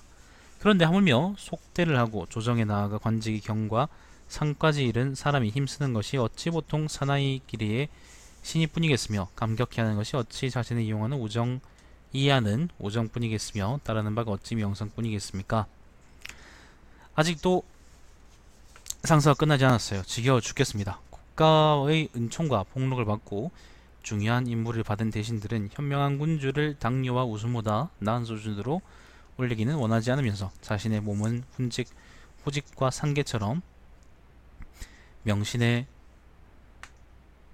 대열에 놓으려고 합니다. 이 때문에 옛사람은 세상을 다스리는 마음이 다하지 않음은 근심하지 않고 자신이 받는 신임이 충분하지 못함을 걱정했는데 이것은 실제로 군주가 그들을 이렇게 만든 것입니다. 당뇨와 우승 같은 현명한 군주는 후직, 설, 기, 용을 임명하여 일을 맡기고 그들에게 공을 이루기를 요구했으며 과실로 죄를 짓게 되자 요와 수는 곤을 극형에 처하고 사흉을 추방했습니다. 지금 내신들은 친히 군주가 밝은 지혜로 내신 조서를 받들고 현명한 군주의 눈아래에서 일을 주고 직책을 제공합니다. 그들 중 어떤 사람은 아침부터 저녁까지 마음을 공적인 일에 두고 있으니 삼가고 근면하게 홀로 서서 아부하지 않고 상대방의 존귀함과 권세에 굴복하지 않고 공평함을 지켜 사사로운 감정으로 아부하지 않고 바른 말과 바른 행동으로서 조정에서 처신하는 자는 현명한 군주라면 자연스럽게 관찰할 수 있습니다. 복록을 받는 것으로 식견이 높아진다고 생각하고 두 손을 모아 수견이 서 있으면서 침묵하는 것을 기지가 있다고 생각하고 관직에서는 구차하게 책임을 면하는데 힘쓰거나 조정에서는 자신을 보존하는 것을 잊지 않고 깨끗한 행동과 겸손한 언사로 조정에서 처세하는 자들 또한 현명한 군주께서는 살피셨습니다. 진실로 제 한 몸의 안전을 위해 자리를 지키는 자를 추방하고 관직에서 쫓겨나게 하는 벌을 가하지 않고 공적인 일에 저리를 다하기에 항상 의심만다면 공정한 덕이는 발양되지 못하고 사적인 논의가 풍속을 이루게 되고, 비록 공자가 계책을 도모할지라도 한 사람의 재능을 충분히 발휘할 수 없을 것인데 하물며 세속에 사는 사람이야 말해 무엇하겠습니까? 지금 학자들은 상한과 한비를 스승으로 섬겨 법령과 권수를 숭상하며 육아의 학설이 현실에서 멀고 실용적인 것에 부합되지 않는다고 다투는데, 이것은 좋지 않은 풍속 중에서 가장 심했던 폐단이고 창업 맹주가 지극히 신중히 해야 할 문제입니다. 후에 관리의 공적을 평가하는 제도는 결국 실행되지 않았다 라고 했습니다. 근데 그 뒤에도 계속 상서가 계속 이어집니다. 도대체 그냥 하지 맙시다, 아니면 뭐 하면 됩니다, 그런 말을 지금 몇 장으로 지금 얘기하는지 모르겠네. 두 기전만 지금 10장이 더 남았어요. 아무튼 도저히 더 못 읽겠다. 나중에 읽죠. 좀 쉬다가 있다 밤에 읽도록 하고, 뭐 짜증나기도 하고 좀 목이 너무 아파가지고 못 읽겠습니다. 아무튼 그렇게 하도록 하고, 도기 뒤에 뭐 뭐죠? 창자전이지, 누구지? 정훈전, 그 다음에 창자전 이렇게 남아있는데 요거는 양이 얼마 안 되기 때문에 이따가 그럼 마무리하도록 하겠습니다. 자, 이따가 다시 뵙겠습니다. 시청해주셔서 감사드리고, 제 방송은 유튜브에 다마시안TV에서 다시 보실 수 있습니다. 자, 아까 읽던 거 계속 읽죠. 두기전 읽다가 역같은 상서 때문에 내가 중간에 껐는데, 네. 자, 두기 아들 두서 이야기 중입니다. 아간의 염소는 재능이 뛰어나 발탁되었는데 문제가 되는 일에 대해서 글을 올려 말하기를 매우 좋아했다. 따지기 좋아하는 사람이네. 그런 사람이네요. 요즘 이제 PC 막 그런 거 주장하는 놈들하고 같은 비슷한 부류 같네요. 예, 그 사람들은 옳은 일을 주장하는 게 아니고 문제가 되는 일을 주장하는 사람이니까. 자, 이에 두서는 상소를 올려 간연했다. 신이 사사로이 살펴보건대 상서랑 염소가 좌승 조번이 관문을 지킬 때 조서를 따르지 않았으니 응당 판결에 따라 문책해야 한다고 상주했습니다. 염소는 또 말하기를 그 일에 연좌해서 죄를 묻는 사람에 대해서는 별도로 상주해야 한다라고 했습니다. 상서령 진교는 스스로 상주해 감히 징벌을 그치지 못하겠다고 하고, 또 감히 중벌의 방식으로 서페아에게 대한 공경을 나타내지 못하겠으니 그 마음이 지극히 간절하고 추근하다고 했습니다. 신은 속으로 마음 아파했으며 조정을 위해 그를 안타까워했습니다. 성인은 시대를 가리지 않고 나타나며 이전 시대와 똑같은 백성을 통치합니다. 그러나 성인이 태어나면 반드시 현명하고 지혜로운 사람의 도움을 받는 것은 도의를 따라 그들을 승진시키고 예의를 따라 그들을 통솔했기 때문입니다. 고대의 제왕이 세상을 구하고 백성을 다스린 까닭은 멀리로는 백성들의 환심을 얻었고 가까이로는 신하들이 지혜의 힘을 다했기 때문입니다. 실제로 지금 조정에 재직하고 있는 신하들이 모두 천하에서 가장 뛰어나다고 하더라도 그 역량을 충분히 발휘하지 않는다면 사람을 잘 쓰고 있다고 말할 수 없습니다. 만일 그들이 천하에서 가장 뛰어난 것이 아니라면 또한 제대로 관직이 옳은 것이라 할 수 없습니다. 폐하께서는 정치에 관한 일로 마음을 수고롭게 하고 어떤 때는 친히 등불 아래에서 정무에 힘쓰지만 모든 일이 순조롭지만은 못하고 형벌과 금령도 나날이 느슨해지고 있습니다. 이것이 폐하의 수족이 되는 신하들이 이를 분명하게 하지 못한 명확한 증거가 아니겠습니까? 그 원인을 소급해보면 단지 신하가 충성을 다하지 못한 데에서만 있는 것이 아니라 또 주군께서 능력을 사용하지 못한 데도 있습니다. 백리해는 우에게 어리석었지만, 그러니까 오나라에서는 어리석었지만 진나라에서는 지혜로웠으며, 예양은 중항씨에게는 적당했지만 집에게는 충절을 빚냈으니 이것은 옛사람이 보여준 명백한 증거입니다. 요 말은 뭐냐면은 적재적소의 사람을 쓸 때 사람이 최고의 능력을 발휘하는 거지. 그렇지 않으면은 때에 따라서는 이제 사람들이 이제 충성을 다하지 않는다는 의미인 거예요. 그러니까 군주의 능력이 필요하다 그런 얘기인 거죠. 자, 지금 신하가 한 조정에서 모두 충성을 하지 않는다고 말하면 이것은 조정 전체를 비방하는 것이 됩니다. 그러나 이런 종류의 일은 찾으면 얻을 수 있습니다. 폐하께서는 국구가 충실하지 못함과 군사들이 쉬지 못하고 있음을 깊이 느끼시고 사계절에 입는 의복을 끊어버리고 어부에서 먹는 곡식을 줄이십시오. 그 일을 폐하의 성스러운 마음으로 솔선하시면 조정에서는 폐하의 밝고 현명하심을 칭송할 것입니다. 만일 폐하께서 대신들과 함께 긴밀하게 정사를 듣고 상의한다면 어찌 이런 일 때문에 근심하고 걱정하는 자가 있겠습니까? 기도위, 왕제와 총애를 받는 악공, 맹사가 저지르는 불법 행위는 수도를 진동시키고 있습니다. 그러나 그들의 죄상은 작은 관리들에게 고발되었지 공경과 대신들은 처음에는 한마디도 하지 않았습니다.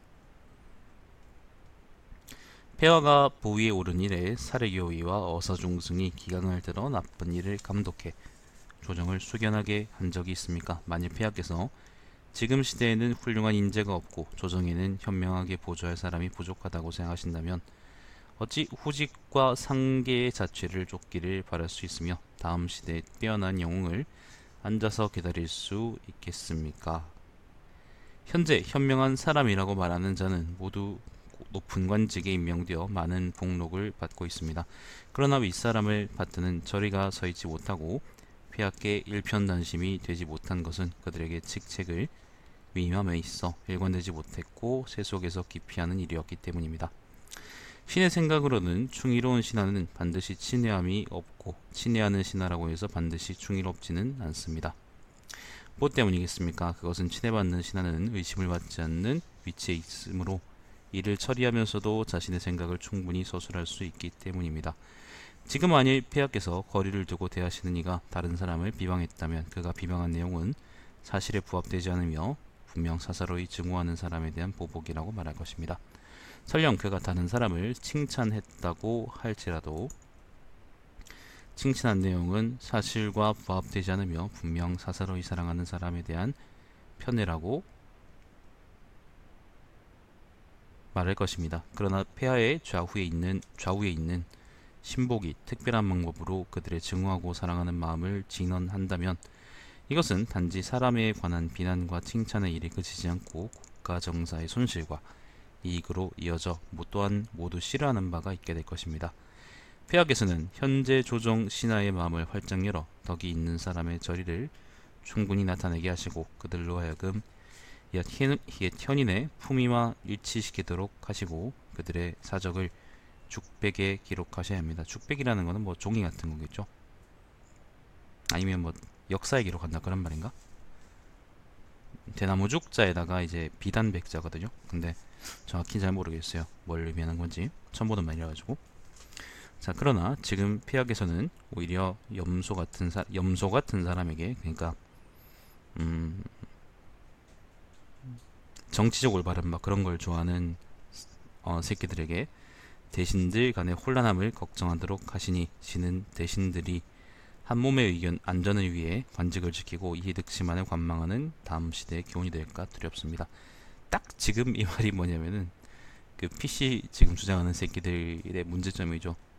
예를 들면 그런 거죠. 정말 사소하고 말도 안 되는 거. 예를 들면 뭐 영화에 여자가 안 나왔느니 아니면 영화에 무슨 그 백인 배우밖에 없느니 막 그런 식의 화이트워싱이니 뭐 이런 것 때문에 트집을 잡는 거죠. 그렇기 때문에 그런 걸로 말꼬투리 하나 잡히면 예를 들면 지금 대표적인 경우가 탁현민 같은 경우입니다.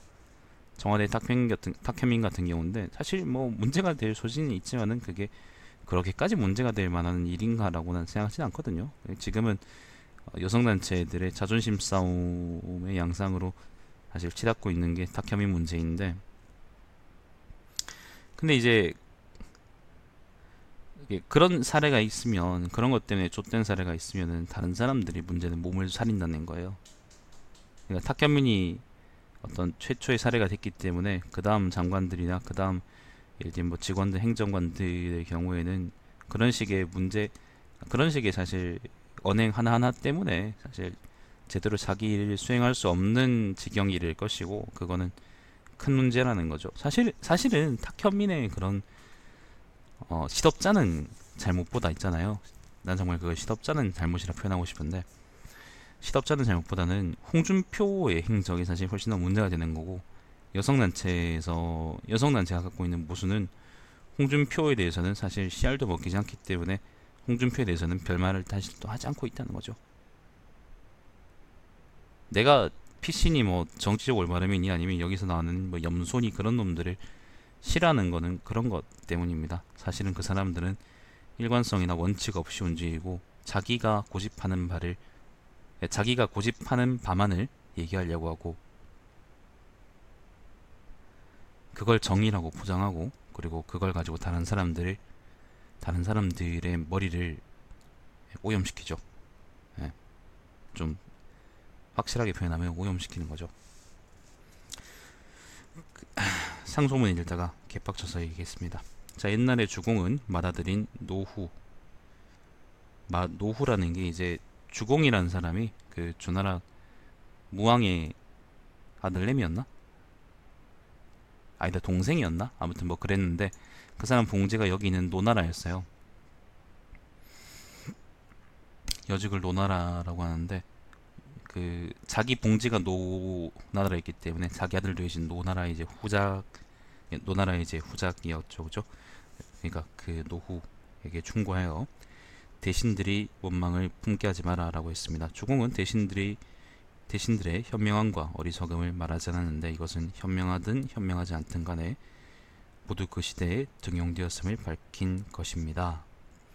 요는 순의 공적과 사형을 쫓아낸 것을 칭찬하였으며 누가 크고 작은가를 강조하지 않았고, 다만 죄가 있는 것만 밝혔습니다. 지금 조정의 신하들은 스스로 무능하다고 생각하지 않는데, 폐하께서는 그들을 신임하지 않으시며 그들은 스스로 지혜롭지 못하다고 생각하지 않는데, 폐하께서는 그들에게 묻지 않으려 하십니다. 어찌하여 주공이 인물을 등용한 표준과 위대한 순임금이 신하를 내쫓은 원칙을 따르지 않으십니까? 시중과 상서에게 명하여 옥좌에 앉을 때에는 휘장 속에서 폐하를 받들어 모시게 하고, 행동할 때에는 화려한 수레를 따르게 하여서 친히 폐하의 하문에 응하도록 하고, 하문이라는 건 질문, 내려서 묻는 질문. 자, 그들이 진술하는 것을 모두 들으면 여러 신하들의 품행과 능력이 있고 없음을 반드시 알 수 있습니다. 이와 같이 하여 중성스럽고 능력 있는 자를 승진시키고 어리석고 열등한 자를 내쫓으면 누가 감히 결정하지 못하고 보온을 다하지 않겠습니까? 폐하의 현명하심으로써 친히 여러 신하들과 정사를 논하여 여러 신하들로 하여금 스스로 충성을 다하게 하고, 사람들이 스스로 폐하가 자신들을 신임한다고 생각하고 보답할 것을 생각한다면 현명하든 어리석든 능력이 있든 없든 간에 모두 폐하가 쓰시기 나름인 것입니다. 이와 같은 조건으로 일을 다스리면 무슨 일이든 처리되지 않겠습니까? 이러한 기초 위에서 공을 세우는데 무슨 공이든 이루어지지 않겠습니까? 매번 군사일이 있을 때마다 폐하께서는 항상 조서를 내려 누가 응당 이 일을 걱정해야 하는가, 짐이 응당 걱정해야 하지라고 하십니다. 근래에 폐하께서 명령을 내린 조서에는 또 공적인 일을 근심하느라 사적인 이로움을 잊은 사람은 결코 이래서는 안 되며, 단지 먼저 공적인 일을 생각한 후에 사적인 이로움을 생각하며 스스로 분별할 수 있다라고 하셨습니다. 신은 엎드려 폐하의 현명한 조칙을 읽고 아랫사람에 대한 폐하의 정의, 이미 명백함을 알게 되었지만, 또한 폐하께서 그 근본을 다스리지 않고 끝을 걱정하는 것을 괴이하게 여겼습니다. 방송 시작한 지 지금 12분째 거의 계속 그 상소문만 읽고 있는데, 아직 그 상서 하나가 끝나지가 않습니다. 아직 좀 더 남았습니다, 여러분. 이제 말을 왜 이렇게 길게 하는지 모르겠네요.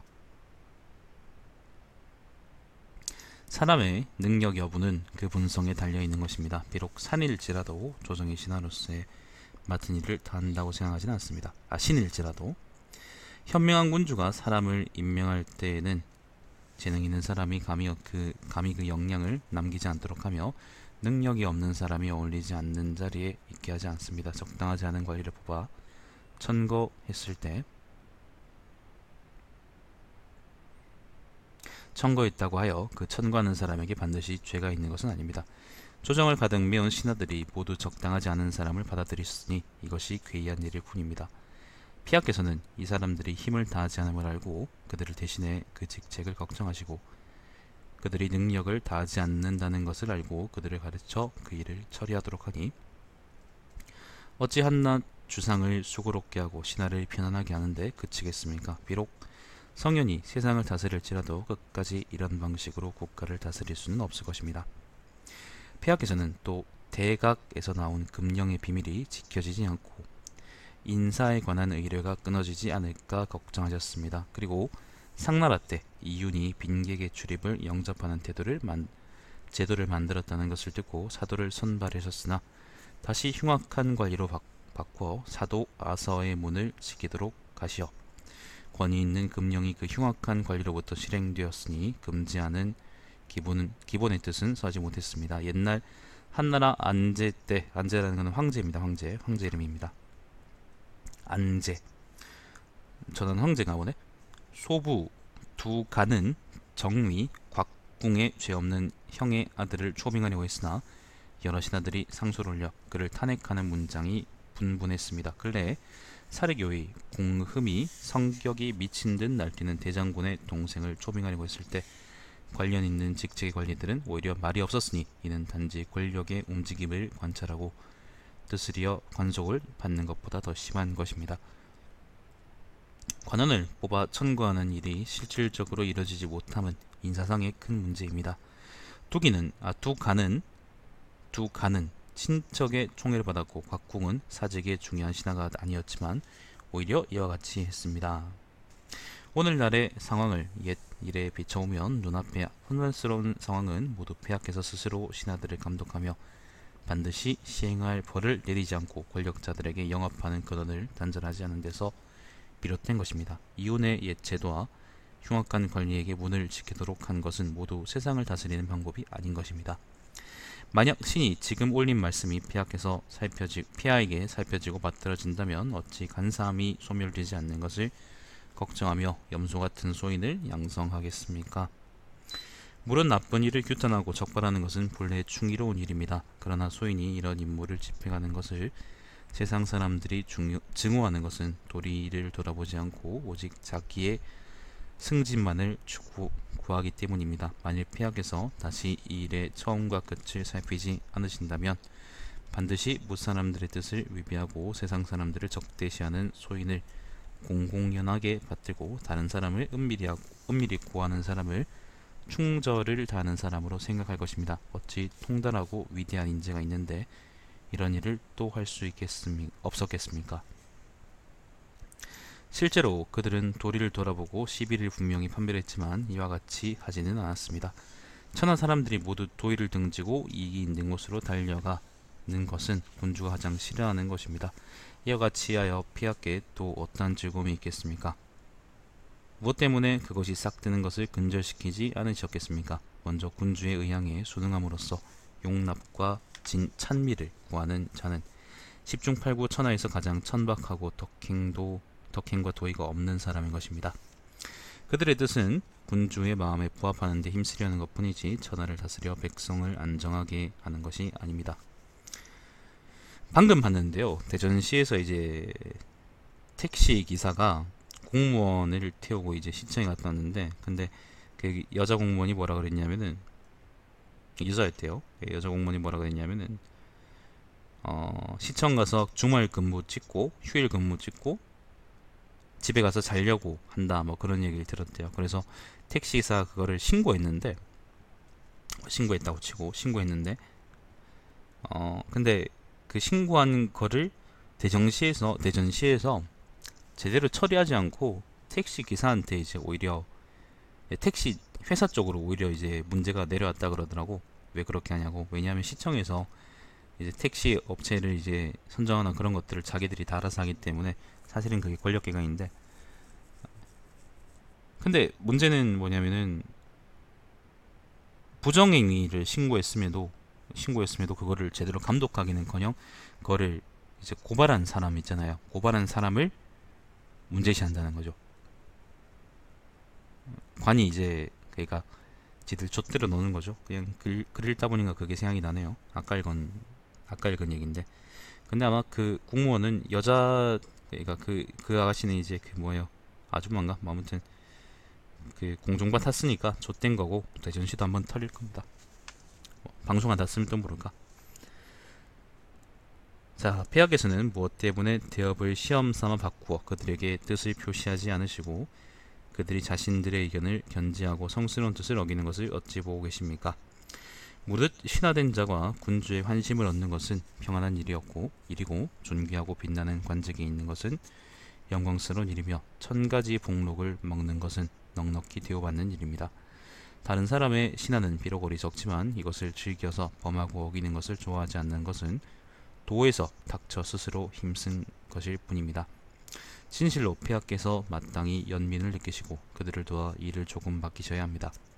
어찌 염소 등이 다른 사람을 뒤엎는 사사로운 뜻에 는 찬동하시면서 이와 같은 사람을 홀대하십니까? 지금 밖으로는 호시탐탐 노리는 적이 있고 안으로는 빈궁한 백성들이 있으니 폐하께서는 국가의 득실, 정사의 득실을 마땅히 크게 헤아리셔야 합니다. 이런 일에는 한치의 게으름도 있을 수 없습니다. 까지 상소 하나를 20분 동안 읽었습니다. 자, 두선은 조정에서 8해 동안 관리로 있었으며 그가 의논할 때는 강직해 굽히지 않음이 모두 이와 같았다. 그는 밖으로 나와서 홍농 태수로 임명되었고, 홍농은 여기입니다. 낙양하고 여기가 낙양이고 여기 장안이거든요. 그 사이에 있는 홍농. 자, 몇 년 후에는 조나라의 상으로 전임되었다가, 조나라라는 거는 여기 한단, 여기가 어비고 그죠? 한단 욕입니다. 여기서 조나라라는 거는 조국이라는 걸 내가 번역한 건데, 여기서는 뭐 독자적인 나라가 아니고 지방행정기관이라고 생각하면 됩니다. 광역시 같은 거죠. 제후왕이 그때 있었는지는 잘 모르겠네요. 자, 그 후에 집에 있다가 하동태수로 귀용되었으며 하동 땅은 여기입니다. 여기가 하동이죠. 여기가 하동입니다. 자, 1년쯤 지나 회복 도독 호군으로 승진했는데 또다시 병으로 물러났다. 회복 도독 호군이라는 건 아마 회수 북쪽을 의미하는 거겠죠. 여기 회수거든요. 여기 김강이 쪽이죠. 여기 회수인데 요 지역에 이제 군사를 관할하는 그런 사람이 됐다, 뭐 그런 말이겠죠.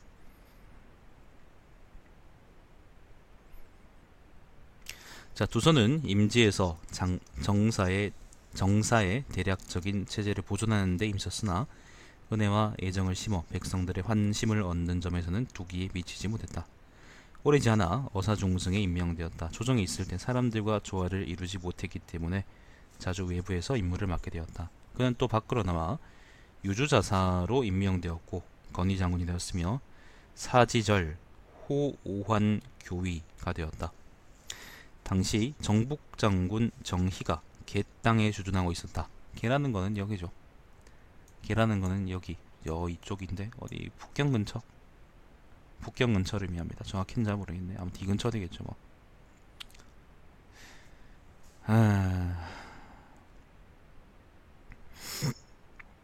사람들하고 잘 어울리지 못했다고 하네, 두서가. 사실 그 말은 되게 강직했다는 말이죠. 굉장히 강직한 사람이었다는 의미고, 그거는 관리로서는 굉장히 좋은 특성이죠. 자, 상서 원간 등이 두서에게 충고하며 말했다. 정의는 선제 때 청주자사가 되었는데 연암태수 겸 청주군의 총지휘관이 되어 청주에 있는 전녀와 다투었습니다. 당신은 지금 그와 함께 장절을 갖고 있고 한성에 주둔해 있으니 깊이 생각해 그를 대접해야 합니다. 그러나 두선은 원간의 말을 마음에 두지 않았다. 그가 임명된 지 1년이 채 못되어 선비족 대인의 아들이 관소를 지나지 않고 기병 수십 명을 인솔해 유주성으로 왔다. 유주에서 선비족 대인의 아들을 따라온 한 소년의 목을 베었는데 황제에게 표를 올려 알리지는 않았다. 정희는 이것으로 상주에서 두서를 탄핵했다. 꼬투리 잡은 거네. 조정에서는 두서를 정위로 보냈고 그 죄는 사형에 해당했다. 정위라는 거는 그겁니다. 사법부 법원 같은 겁니다. 자, 가평 원년 부친 도기가 근무하다가 물에 빠져 죽었기 때문에 사면에 서민이 되게 하고 장무군으로 추방시켰다. 장무가 어디더라? 들어봤는데 이것도 찾아볼게요. 안 나와있네요. 어딘지 모르겠다. 장무군이 어딘지 잘 모르겠습니다. 자, 추방했다. 자, 아마 저기 서쪽이 어디 싶은데, 자, 두서는 뜻이 크고 기계가 있어 자기 생각대로 했으며 재난을 방비하려는 생각을 하지 않았으므로 결국 이런 실패를 초래한 것이다. 그러니까 관리로서는 좋은 사람이었지만은, 행정관리로서는 좋은 사람이었지만은 결국에는 사람이 이제 유도리가 없는 거죠. 쉽게 말하면. 하지만은 그게 난 나쁘다고 생각하지는 않습니다. 만약에 이제 상중하를 얘기한다면은, 그러니까 상 이제 아니면 중상, 중하, 최하를 얘기한다면은, 그러니까 하를 얘기한다면은 도서 같은 사람들은, 그러니까 유도리 없고 다만 이제 일 잘하는 사람들은 중상에 해당하는 거죠. 유도리 있으면서 일 못하는 새끼 아니면 유도리 있으면서 부패하는 새끼보다는 훨씬 낫습니다. 자, 당초 두서가 조곤에서, 그러니까 조나라, 여기 아까 조나라의 상으로 있었다 그랬죠, 그죠? 조나라에서 수도로 돌아왔을 때 진류에, 안녕하세요, 원무 또한 청하태수로부터 부름을 받아 스스로 정위에게 가서 이름을 적었다. 원무가 두서에게 말했다. 관상을 보니 그대는 재기와 품성은 공정한 도를 따를 수 있지만 그것을 지키는데 엄격하지 못하고 그릇과 능력은 대관, 큰 관리의 자리에 있을 수 있지만 그것을 구하는 방법이 순조롭다고 할 수 없으며 재능과 학식은 고금의 일을 처술할 수 있지만 뜻이 일관되지 못한 듯합니다. 이는 재능은 있지만 사용하지 못한다는 뜻입니다. 지금 당신은 한가하니 이 점을 깊이 생각해 본다면 일가의 말을 이룰 수 있을 것입니다. 유도리 좀 있으세요, 뭐 그런 말이죠. 정확하게 본 거죠, 그죠? 두서는 장부군으로 물러나, 그러니까 귀양 간 거죠. 곧 채론 8편을 편찬했으며 또 홍성론 한 편을 지었는데 이런 것들은 모두 스스로 동기를 해설하고 지은 것이다. 자, 책 이름입니다. 책 이름 채론 홍성론. 자, 가평 4년 좌천된 곳에서 세상을 떠났다. 감로 2년 하동군의 악상은 나이가 90여 세인데도 글을 올려 도기가 남긴 공적을 기리니 조정에서는 감동했다. 도기가 하동에서 워낙 잘했으니까요.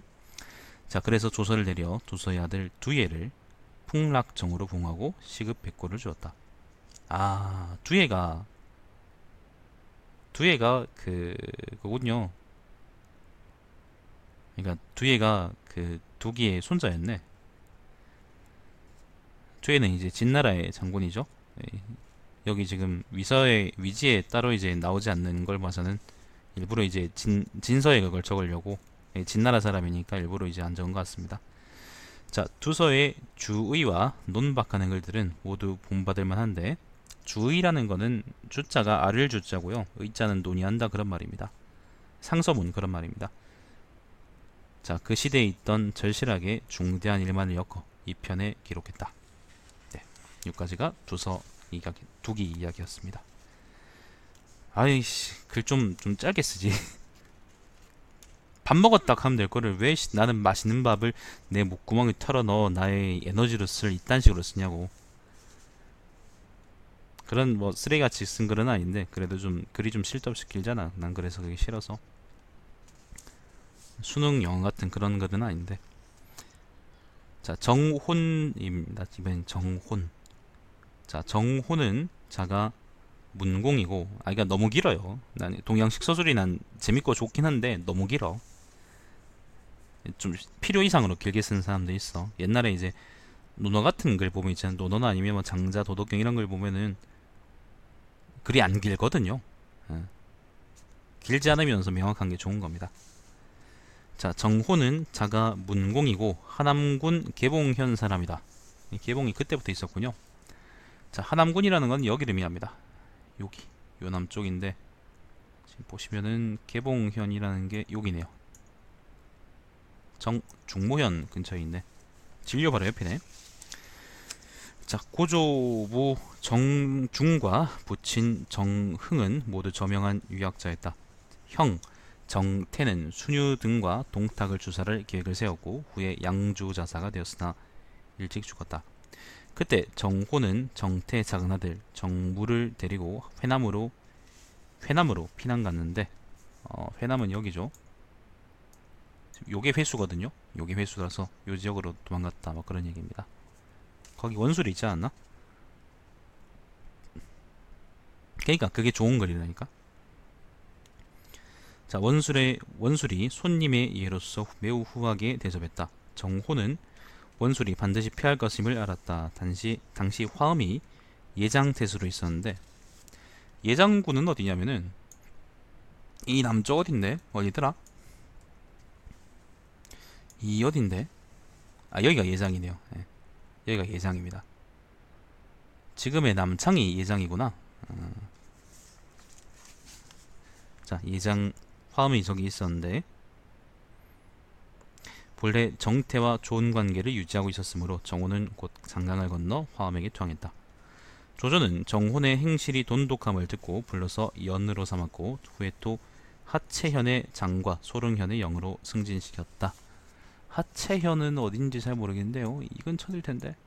이 근처일 겁니다. 아무튼 옛날 이제 춘추 시대의 그 채나라의 수도였던 곳입니다. 채나라가 수도를 많이 옮겼는데 그 중에 하나입니다. 하체에서 인물이 많이 하는 것 같아요. 자, 그때 천하는 아직 평정되지 않았고 백성들은 모두 강팍하고 경박했으므로 농업 생산은 생각지도 못했다. 네, 안녕하세요. 백성들은 아이를 낳아도 기를 방법이 없었기 때문에 요즘 같네요. 요즘도 그렇잖아, 그죠? 애를 낳아도 기를 방법이 없다. 대부분 기르지 않았다. 정호는 임지에서 백성들 수중에 있는 낚시와 사냥기구를 빼앗아 밭을 갈고 뽕을 따도록 하는 동시에 밭을 개간하도록 하고 자식을 고의로 버리는 자에게는 무거운 벌을 내리도록 법을 고쳤다. 백성들은 처음에는 죄를 받을까 두려워했으나 후에 생활이 점점 윤택해졌기 때문에 아이를 낳고 기르지 않는 경우가 없었다. 야, 이거 얼마나 좋은 말이야. 인구 감소, 인구 절벽 뭐는 그런 얘기하는데 사람들이 이런 식으로 먹고 살기가 좋아지면 자연스럽게 애를 낳을 거라고. 가정을 이룬다는 건 일종의 자연스러운 흐름입니다. 나는 그렇게 요즘은 느끼고 있는데, 근데 그게 요즘 극단적으로 뭔가 좀 돈도 많이 부족하고 뭐 여러 가지 일들이 있기 때문에 사람들이 그러지 않는다고 나는 생각하고 있습니다. 근데 여기 딱 그런 얘기 나오네요. 자, 그리고 그들이 낳아 기른 자녀들은 대부분 정혼의 성씨를 사용하여 정을 자로하였다. 정이란 글자를 자로하였다. 정훈을 불러서 승상연속으로 임명했으며 또 좌풍익으로 옮겼다. 자, 좌풍익이라는 것은 여기입니다. 여기 장안 바로 옆입니다. 당시 양흥 등이 좌풍익 지역 내에서 관리와 백성의 집 5천여 호를 약탈했다. 그러니까 그거를 사람들이 알아야 되는데 여러 현은 방어할 능력이 되지 않았으므로 모두 두려워했고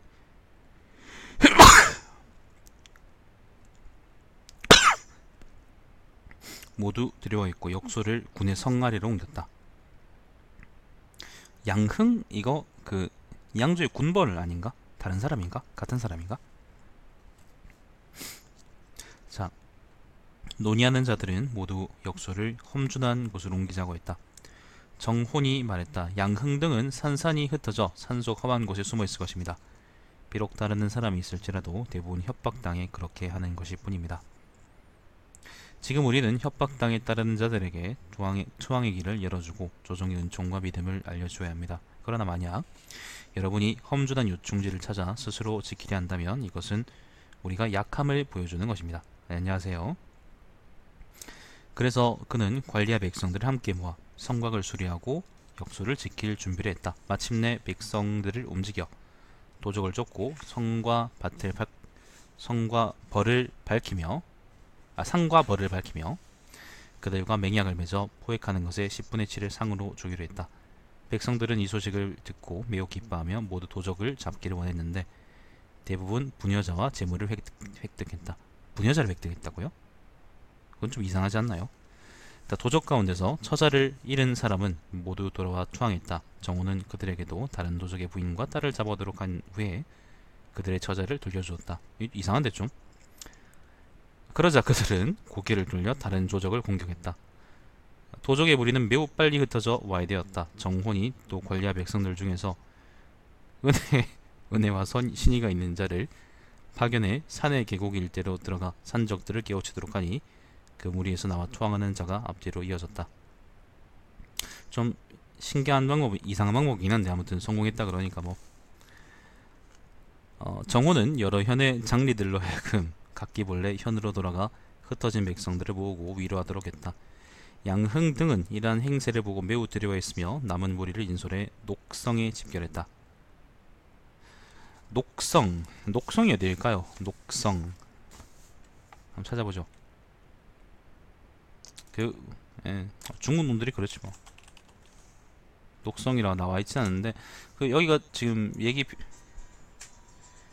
배경이 지금 여기 좌풍이기 때문에 뭐 이 근처에 있는 뭐 지명이 아닌가 생각이 됩니다. 잘 모르겠습니다.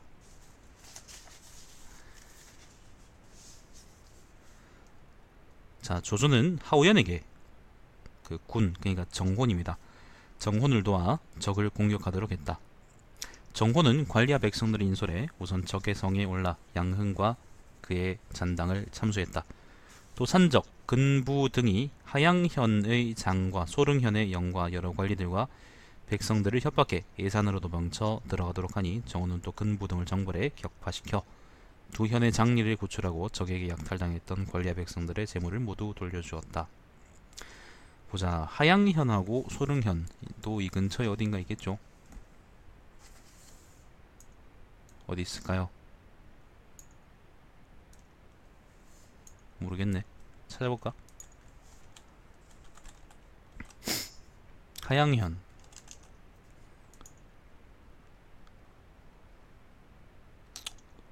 장안이 큰 분지지. 여기가 풍익이고, 그죠? 여기가 장안이고, 여기가 풍익이고, 하양현은 여기고, 소릉현도 아마 이 근처 어딘가 있겠죠. 그러니까 풍익에서 나대던 그 도적들을 잡은 것뿐만 아니라 여기 근처에 있던 이제 다른 도적들도 잡았다. 뭐 그런 얘기입니다. 관중이 굉장히 좋은 곳입니다. 저렇게 방어할 때도 좋고, 그러니까 한번 운구하기 좋죠. 파촉 지역이 이제 운거의 대명사로 알려졌는데 삼국지 때문에 실제로는 관중 지역도 충분하게 한번 생각해 볼 만한 지역입니다. 왜냐하면은 실제로 이제 역사에서 선례를 보여준 거는 진나라니까 그 관중이 파촉보다도 우선이거든요. 진나라는 파촉하고 이제 관중을 둘 다 먹고 있었지만은, 자, 아무튼 그렇습니다. 저희가 원래 사람도 많고 그런 지역이었는데 초한전쟁, 그러니까 아무튼 여러 가지 사건 때문에 아무튼 많이 황폐화돼가지고 삼국시대 때는 많이 이제 변방인 것처럼 묘사되죠. 원래는 중국의 중심까지는 아니고 아무튼 한때 중국의 중심이었던 지역이었습니다.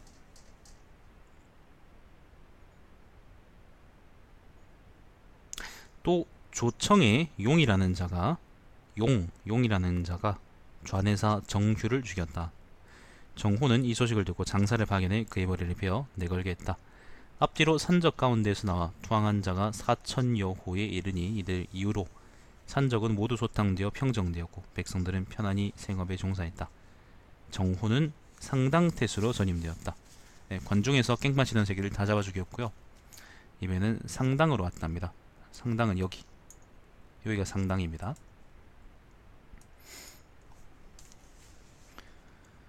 조조가 한중을 정벌할 때 정혼을 기용해 경조윤으로 삼았다.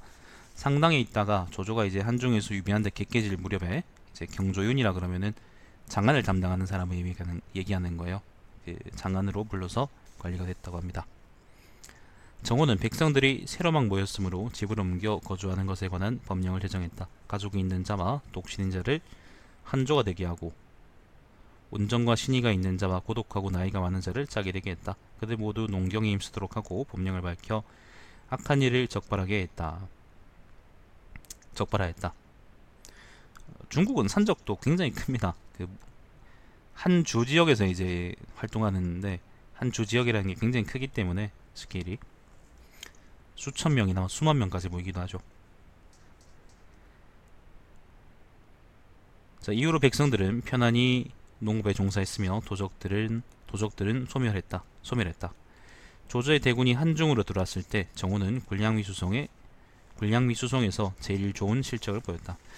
굴량 수송한다는 얘기는 많이 나오죠. 한중으로 들어왔을 때 예를 들면 뭐 여기 있던 장기도 굴량까지는 아니더라도 아무튼 무도를 제압한 공이 있었고, 그 다음에 앞에 나왔던 또 두기 같은 사람도 하동에서 꾸준히 이제 굴량을 보냈다 그런 얘기고 있고, 아무튼 열전들에 보면은 곳곳에 그런 얘기들이 있습니다.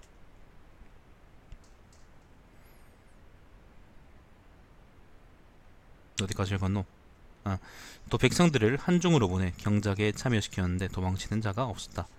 조조는 정혼에게 더욱 감동하여 승상연으로 임명했다. 조비가 즉위한 후에는 시화서라 임명되었고 부마도의 관직이 더해졌으며 후에 양평과 패군의 태수로 승진했다. 그 와중에 한중에서 조조가 개깨진 얘기는 없네요. 승리하고 넘어갔습니다. 자, 그가 관할하는 군의 경계지대는 땅이 낮고 습해 수해 걱정이 있었고 백성들을 굶주림으로 고통받았다. 정호는 소현과 상현의 경계지역을 선정해 둑을 쌓고 밭을 만들기로 했다. 소현과 상현은 어딜까? 아이씨, 이걸 넘어가려고 했으면 개고생이지. 그러니까 파촉 지역이 큰 분지고, 그죠? 큰 분지고, 그리고 관중 지역이 또 큰 분지인데 이 사이는, 그러니까 그리고 한중 지역이 이제 조그만 분지고, 이 사이는 근데 다시 이게 산이란 말이에요. 이걸 넘어서 이제 위나라를 치려고 그랬으니까 고생이겠지. 봅시다. 상군. 아니, 이건 상곡인데 상현이라고 나오진 않네요. 소현 찾아볼까? 안 나오네. 어딘지 모르겠습니다. 지금 이거는 내가 잘못 찾은 거고요. 상곡이라고 해서 다른 지역이고, 아무튼 지금 경주에 있다가 다른 지역으로 지금 옮겼습니다. 자, 군 사람들이 이와 같이 하는 것이 불편하다고 하니 정혼이 말했다. 이 땅의 형세는 낮고 습해서 관계 사업에 적합하니 이와 같이 하면 영구히 물고기와 쌀이 끊어지지 않는 이로움이 있을 것입니다. 이는 농민이 부유해지는 근본인 것입니다. 그리고 직접 관리와 백성들 인솔해 공사를 시작했는데 겨울 한철에 모두 완성했다. 이듬해 풍부한 수확을 거두었고 논의 면적은 점점 증가했으며 조세 수입은 평상시에 2배나 되었다. 백성들은 그 이익에 의지했고 정혼의 공을 돌에 새겨 그를 기렸으며 정혼의 제방이라는 뜻을 써 정피라고 불렀다. 피가 제방이라는 의미입니다. 정피 혹시 있나 찾아볼까요? 없군요. 정호는 사냥태수와 위군태수로 전임되었는데 위군태수라는 것은 여기 요 지역을 위군이라 그럽니다. 자, 그의 통치는 거기에서도 효과가 있었다. 그는 또 군의 백성들이 목재 부족으로 고통을 받자 집마다 느릅나무를 심어 울타리를 만들고 울타리 안쪽으로는 5그루의 과일나무를 심도록 했다. 오래지 않아 집마다 느릅나무가 울타리가 되었으며 5그루의 과일나무에는 과일이 풍부하게 열렸다. 정혼이 다스리는 위군 지역은 촌락이 하나같이 질서가 정연하게 잡혔고 백성들이 모두 풍족한 재원과 넉넉한 물건을 얻었다.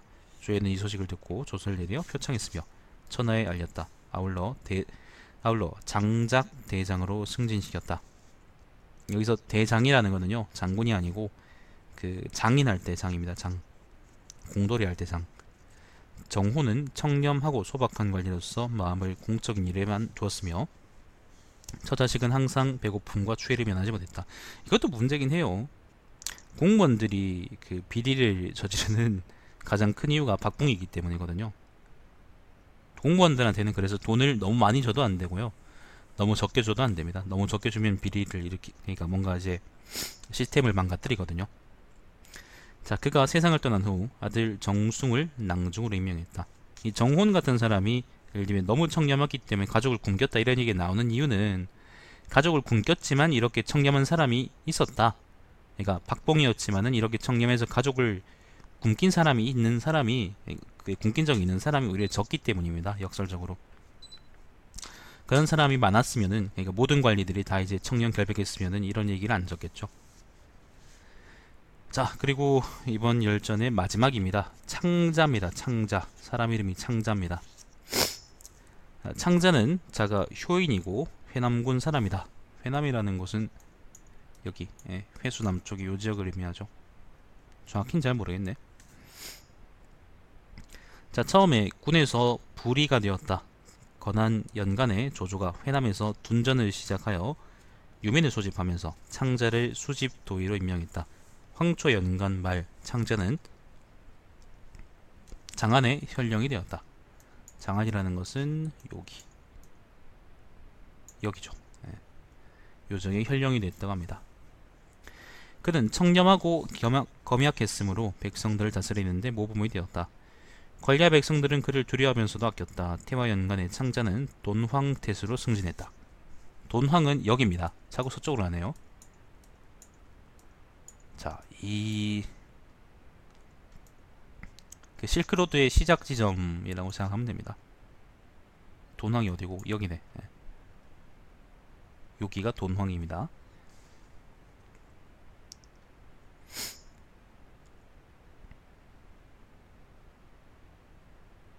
돈황군은 서쪽 국경지대에 위치하고 있었으므로 동란 때문에 중원과 연결이 완전히 끊기고 태수가 없었던 기간이 20년이나 되었으며 큰 성씨가 세력을 떨치니 이것이 습속으로 굳었다. 전임 태수 윤봉 등은 구습을 달았으므로 바르게 개혁하지 못했다. 그러니까 호족이 커진 거죠.